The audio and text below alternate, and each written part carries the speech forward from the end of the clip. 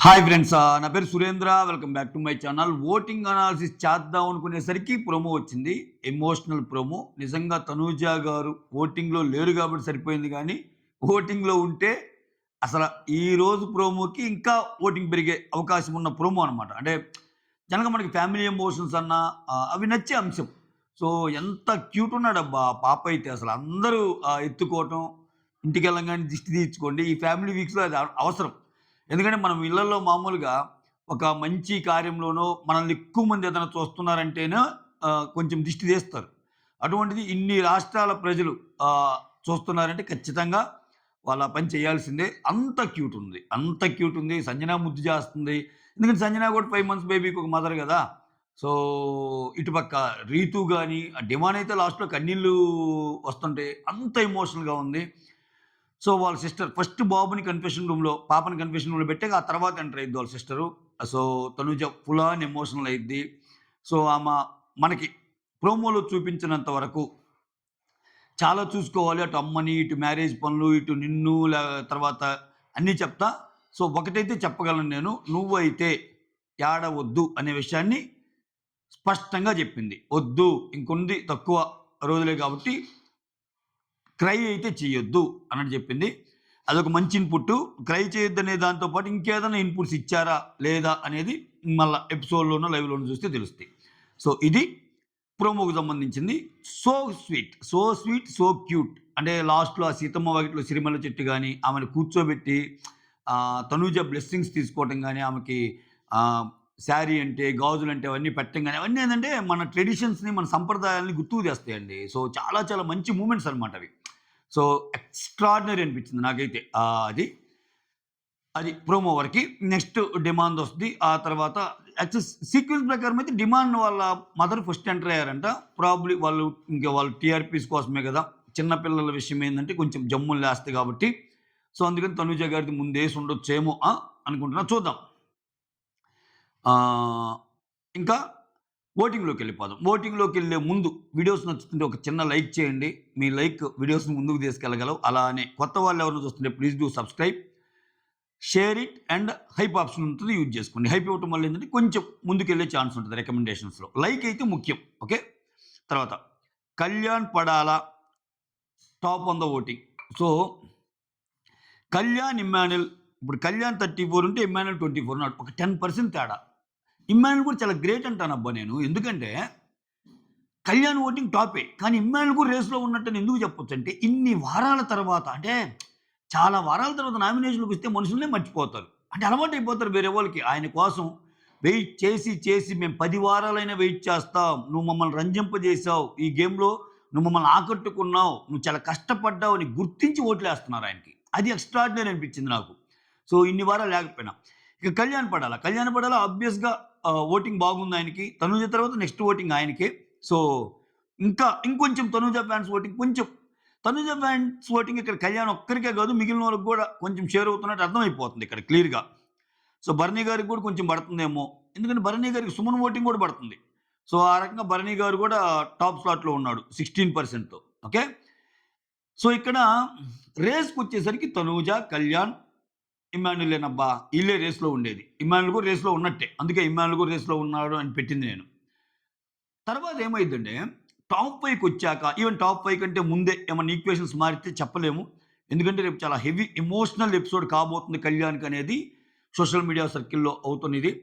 రేపు ఉదయం వస్తున్నారు కళ్యాణ్ వాళ్ళ ఆహ్, మదర్ అన్నట్టొచ్చింది. కానీ నాకున్న అప్డేట్ రేపు మధ్యాహ్నం 3కి ఇచ్చారంట వాళ్ళకి స్లాటు. సో, రేపు మధ్యాహ్నం వస్తుంది. ఆమె ఆహ్, బ్రెడ్ హల్వా కొన్ని ఫుడ్డు తీసుకెళ్తుంది. చాలా ఎమోషనల్‌గా ఉండబోద్ది అన్నట్టు తెలుస్తుంది. ఎందుకంటే విచిత్రం ఏందంటే అక్కడ ఇంతవరకు మీరు చూస్తే ఆ ఇంట్లో ఒక ఫోటో గాని, ఒక వీడియో మెసేజ్ గాని, ఒక ఆడియో మెసేజ్ గాని రాని కంటెస్టెంట్ ఎవరైనా ఉన్నారంటే పడాల కళ్యాణ్. అటువంటి కళ్యాణ్‌కి వాళ్ళ మదరొచ్చి సో, చిన్నప్పటి నుంచి హాస్టల్‌లో ఉన్నాను. నేను దూరమయ్యానని ఆయన బాధ చెప్పుకొని ఉన్నప్పుడు వాళ్ళ మదర్ వచ్చి కొంచెం మాటలు చెప్పి ఓదారిస్తే అది చాలా మంది కనెక్ట్ అయ్యే విషయం.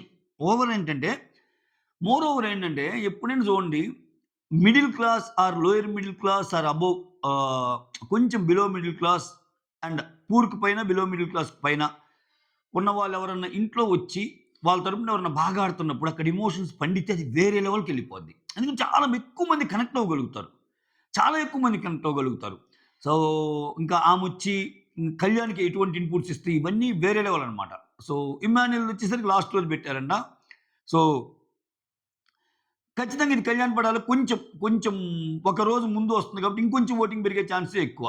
ఇమ్మాన్యుయల్‌ది లాస్ట్ డే కాబట్టి చూడాలి. వాళ్ళ మదరే వస్తున్నారంట ఇమ్మాన్యుయల్ కోసం. సో, కళ్యాణ్ పడాల 34%, ఇమ్మాన్యుయల్ 24%, భరణి 16%. భరణికి సుమన్ శెట్టి ఓటింగ్ అయితే ఖచ్చితంగా పడుతుంది. తనూజ ఓటింగ్ పడినా, పడకపోయినా కొంచెం తనూజ ఓటింగ్ పడినా సుమన్ శెట్టికి మెయిన్ పడుతుంది. ఎందుకంటే ఒక ఇద్దరు బాండ్ బ్రేక్ గాకుండా ముందుకెలా ఎళ్తుందంటే వీళ్ళిద్దరిదే. ఏ బాండ్‌లో అయినా చిన్న చిన్న పొరపొచ్చాలు ఇప్పుడు ఇమ్మాన్యుయల్, సంజన గారి బ్రాండ్ కూడా ఓటింగ్‌తో సంబంధం లేకుండా ముందుకెళ్తున్నారండి. బట్ ఇక్కడ సుమన్ శెట్టి నామినేషన్‌లో లేకపోవటం, సుమన్ శెట్టి ఓటింగ్ భరణికి రావటం అనేది కూడా కొంచెం అబ్జర్వ్ చేయొచ్చు మనం. ఓవరాల్‌గా 16.3తో థర్డ్ పొజిషన్‌లో ఉన్నాడు. డిమాండ్ పవన్ 10.8తో ఫోర్త్ పొజిషన్‌లో ఉన్నాడు. ఇంకా ఎక్కువ పెరిగుండాల్సింది గానీ ఆయన నిన్నటి ఎపిసోడ్‌తో చాలా దిగింది ఆయనకి. అంటే జనాల ఎక్స్‌పెక్టేషన్స్‌ని అందుకోలేకపోయాడు నిన్నటి ఎపిసోడ్ వల్ల. సో, నేను ఇంతే నాకు రీతూతో ఉండటం, రీతూతో మాటలు, రీతూతో వేరే వాళ్ళతో మాట్లాడితే ఈర్ష్య పడటం, రీతూ ఈయనతో మాట్లాడితే పొంగిపోవటం, రీతూ సేవ్ అయితే నామినేషన్ చేసిందే ఇతను. నామినేషన్ ఇచ్చి సేవ్ అయ్యాక హగ్గిచ్చేది ఇతనే. ఏందిది? ఆ! ఏమన్నంటే చెప్పితే నీకు మామూలుగా చెప్తే అర్థం కావట్లేదని నామినేషన్‌లో చెప్పానని నేనంటం. ఆమేమో బో అని ఏడవటం. గోల గోల స్వామి ఈళ్ళిద్దరిది నాయనా! హ్మ్. మొత్తానికి ఫోర్త్ పొజిషన్‌లో 2 డిజిట్స్‌తోనే ఉన్నాడు. ఇక్కడ లాస్ట్ 2 పొజిషన్స్ ఇంపార్టెంటు. సంజన, దివ్యలో నిన్నటితో పోల్చుకుంటే దివ్య కొంచెం పెరిగింది. సంజన కొంచెం తగ్గింది. అది నోటబుల్ పాయింట్. సంజన 7.7 ఉంటే దివ్య 6.3 ఉంది. నిన్న దివ్యకి 5 పాయింట్ సంథింగ్ ఉంటే అక్కడ 8 పాయింట్ సంథింగ్ ఉంది. 3% ఓటింగ్‌ని కాస్త కొంచెం తగ్గింది. ఇక్కడ చూస్తే దివ్య నిఖితకి ఆబ్వియస్‌గా ఏమైనా కొంచెం సింపతి వచ్చిందేమో. వంటింట్లో ఏమైనా కావాలని తీసేసారా అన్నట్టు. సంజన గారికి ఆమె ఉన్న మీడియా కోర్ ఓటింగే ఇప్పుడు. కాకపోతే ఈసారి ఇమ్మాన్యుయల్ కూడా ఉండటం వల్ల ఇమ్మాన్యుయల్ అంతా ఫ్యాన్స్ కాకపోయినా కొంతమంది ఫ్యాన్స్ సపోర్ట్ చేస్తారు కదా సంజన గారికి. సో, అది మిస్ అయ్యి తన యాక్చువల్ ఓటింగ్ అలానే ఉందా? ఇంకా అనేది ఇదనమాట. మొత్తానికి లాస్ట్ 2లో ఉన్న సంజన, దివ్యాల్లో అయితే కొంచెం చేంజ్ వస్తుంది. నేను ఎందుకు చెప్తున్నా అంటే ఈ చేంజ్ పెరిగి, పెరిగి, పెరిగి దివ్య సంజనాని దాటి సంజన కిందకొచ్చిందనుకో అసలప్పుడు అది వేరే లెవెల్ ఆట అయ్యిద్ది. అలా వచ్చినప్పుడు దివ్య కొంచెం ఓటింగ్ ఎక్కువుండి సంజనాకి కొంచెం కింద ఎక్కువున్నప్పుడు ఇమ్మాన్యుయల్ చేతిలో పవర్ పెడితే అసలది ఏ లెవెల్ గేమ్ అయ్యిద్ది? సంజనాని సేవ్ చేయాలంటే దివ్య ఎళ్ళిపోవాలి. దివ్యాని సేవ్ చేయాలంటే సంజన ఎళ్ళిపోవాలి. ఈళ్ళిద్దరికి ఓటింగ్ ఎలా ఉంది ఏంటనేది నీకు తనూజాకి చూపించినట్టు ఇమ్మాన్యుయల్‌కి చూపిస్తారా? చూపించరా? ఏది ఆ పవర్ అస్త్రాలు ఇంకో అస్త్రం ఉంటే. ఇంకా డౌట్ ఉంది మనకి. దాన్ని ఏ విధంగా దాంతో ఏమైనా కత్తి తిప్పుతాడా బిగ్ బాస్ అని. సో, చాలా ఉన్నాయి. లేకపోతే ఈళ్ళిద్దరిలో ఒకరిని నీకున్న అస్త్రాతో నువ్వు సేవ్ అంటే సేవ్ అయిపోద్ది. మిగిలినోళ్ళు ఎలిమినేట్ గారు. ఎందుకంటే దాని పవర్ అస్త్రాకుండే ఇప్పటికప్పుడు మారుతా ఉంటాయి రూల్స్. బిగ్ బాస్‌లో రూల్స్ మార్చడం పెద్ద కష్టమేం గాదు. ఇప్పుడు దివ్య లీస్ట్‌లో ఉంది. సంజన హైయెస్ట్‌లో ఉంది. ఒక సినారియో అనుకుందాం. నువ్వు దివ్యాని సేవ్ చేస్తే ఓకే.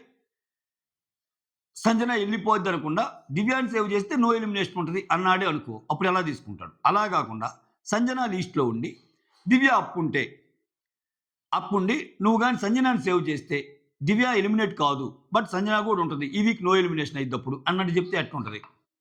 ఈ 2 సినారియోలు ఆయన ముందుంటే ఎలా ఉంటది అనేదేమన్నా టెస్ట్ చేయబోతున్నాడా? సో, అగైన్ మళ్ళా ఇమ్మాన్యుయల్ డెసిషన్ మేకింగ్ అనేది 2 తెలుగు రాష్ట్రాలను ఉత్కంఠకు గురి చేయబోద్దా వీకెండ్‌లో అనేదే పాయింట్ ఇక్కడ.